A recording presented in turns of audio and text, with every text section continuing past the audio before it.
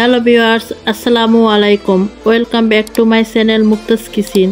মুক্তাস কিচেনের পক্ষ থেকে আপনাদেরকে আবারও একবার স্বাগতম জানাচ্ছি। আজকে আমি আবারও নতুন খুবই মজার টেস্টে একটি রেসিপি শেয়ার করব আপনাদের সাথে।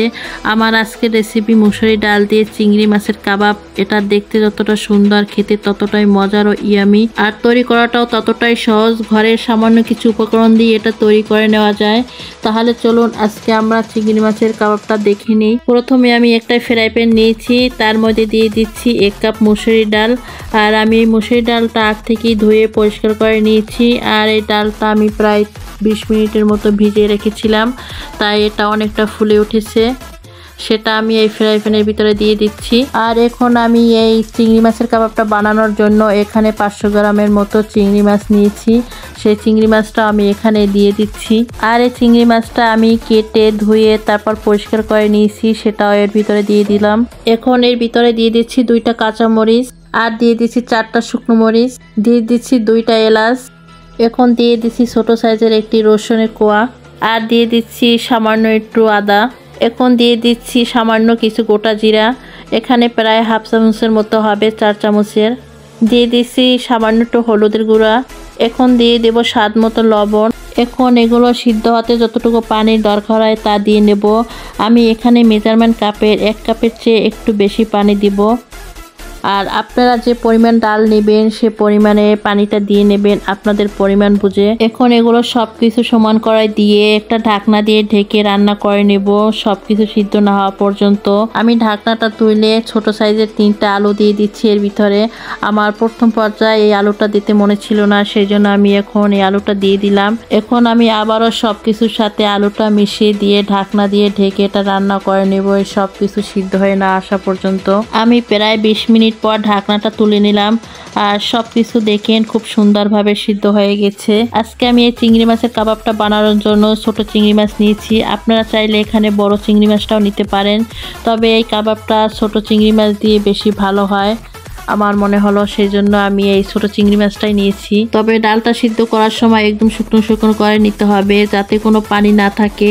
আর সিদ্ধ করার জন্য যতটুকু পানির দরকার হয় ঠিক ততটুকু পানি দিবেন, বেশি পানি দেওয়া যাবে না।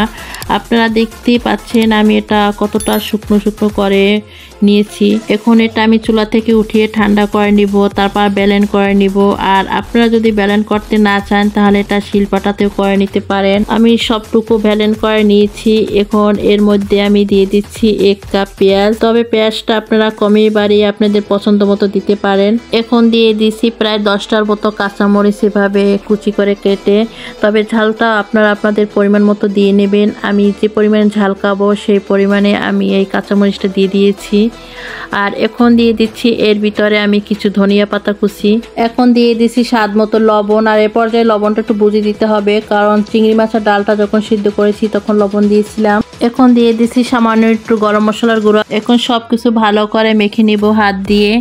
আর এই চিংড়ি মাছে বেশি কিছু মশলা দেওয়ার দরকার নেই, আমি ঠিক যতটুকু মশলা দিয়েছি তাতেই হবে, এর থেকে বেশি মশলা দেওয়ার দরকার নাই। এর থেকে বেশি মশলা দিলে এই চিংড়ি মাছের কাবাবের স্বাদ ঘ্রাণটা নষ্ট হয়ে যায়, আর খেতেও তেমন একটা ভালো লাগে না তখন। তবে আমি সামান্য একটু গরম মশলা দিয়েছি এর ভিতরে, আপনারা যদি চান তবে সামান্য একটু গরম মশলা দিয়ে নিতে পারেন, তবে বেশি দেওয়ার দরকার নেই, সামান্য একটু দিলেই চলবে। আমি সব মশলার সাথে ডাল আর চিংড়ি মাছটা খুব ভালো করে মেখে নিয়েছি। এখন আমি একটা একটা করে কাবাব বানিয়ে নেব কাবাবের শেপ দিয়ে। আমি এখান থেকে কিছু মিশ্রণ নিয়ে হাত দিয়ে গোল গোল করে কাবাবের শেপ দিয়ে বানিয়ে নিচ্ছি। আমি এই সাইজের কাবাব বানিয়ে নেব, আপনারা ছোট বড় করে আপনাদের মতো করে সাইজ দিয়ে বানিয়ে নেবেন। এই তো আমার একটা কাবাব বানানো হয়ে গেছে। এভাবেই আমি বাকি কাবাবগুলো একটা একটা করে বানিয়ে নেব। আমি একটা একটা করে একই সাইজের সব কাবাবগুলো এভাবে বানিয়ে নিয়েছি, আপনারা দেখতেই পাচ্ছেন। এখানে আমার অনেকগুলো কাবাব হয়েছে। এখন এই কাবাবগুলো আমি ভেজে নিব। এখানে আমি একটা ডিম নিয়েছি, আর এই ডিমটা আমি এভাবে কাঁটা চামচ দিয়ে ফেটিয়ে নিচ্ছি। এখানে আমি কাবাবগুলো ভাজার জন্য পর্যাপ্ত পরিমাণ তেল নিয়ে তেলটা আমি গরম করে নিয়েছি। এখন আমি একটা করে কাবাব নিব, আর কাবাবটা আমি এই ডিমের ভিতরে এভাবে দিয়ে ডিপ করে নিয়ে তারপর তেলের উপরে ছেড়ে দিব। আমি সবগুলো চিংড়ি মাছের কাবাব তেলের উপরে দিয়ে দিচ্ছি। এখন এই পর্যায়ে চুলার আঁচটা লোতে রেখে তারপর কাবাবগুলো ভেজে নিতে হবে। এই কাবাবগুলো ভাজার সময় জালটা বেশি জ্বালিয়ে তারপর ভাজা যাবে না, তাহলে কাবাবগুলো পুড়ে যাবে। আর পুড়ে গিয়ে উপর থেকে একটা কালার চলে আসবে, ভিতরটা একটু কাঁচা থেকে যাবে। যদিও এই ডাল আর চিংড়ি মাছটা আগ থেকে সিদ্ধ করা, তবুও আমি প্রথমে এই কাবাবগুলো এক পাশ 2 থেকে 3 মিনিট ভেজে নিচ্ছি। এক পাশ 2 মিনিট ভেজে নেওয়ার পরে অন্য পাশ উল্টে দেওয়ার পর আমি সেটাও 2 মিনিট ভেজে নিয়েছি। এভাবে আমি উল্টিয়ে পাল্টিয়ে দোনো পাশ সমানভাবে ভেজে নিয়েছি। আর মাশাআল্লাহ আমার এই চিংড়ি মাছের কাবাবগুলো খুব সুন্দরভাবে একটা কালার হয়ে ভাজা হয়ে গেছে।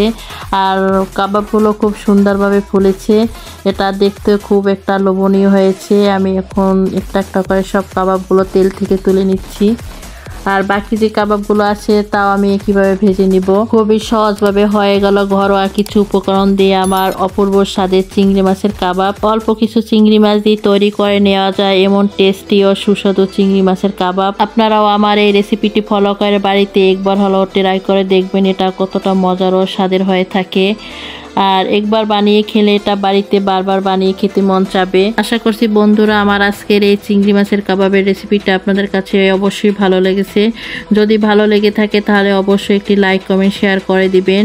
আর আমার চ্যানেলটি যদি নতুন বন্ধুরা আপনারা এখনও সাবস্ক্রাইব করে না থাকেন, আমার চ্যানেলটি সাবস্ক্রাইব করে আমার পাশে থাকার অনুরোধ রইল। আর পাশে থাকা যে বেল আইকনটি আছে সেটা অন করে রাখবেন, যাতে এরকম আমি নিত্য নতুন ভিডিও আপলোড দেওয়ার সাথে সাথে ভিডিওটি দেখার জন্য আপনাদের কাছে সরাসরি নোটিফিকেশন চলে যায়। আজকে পর্যন্তই, সবাই ভালো থাকবেন, সুস্থ থাকবেন, সবাই সবার জন্য দোয়া করবেন। আল্লাহ হাফেজ।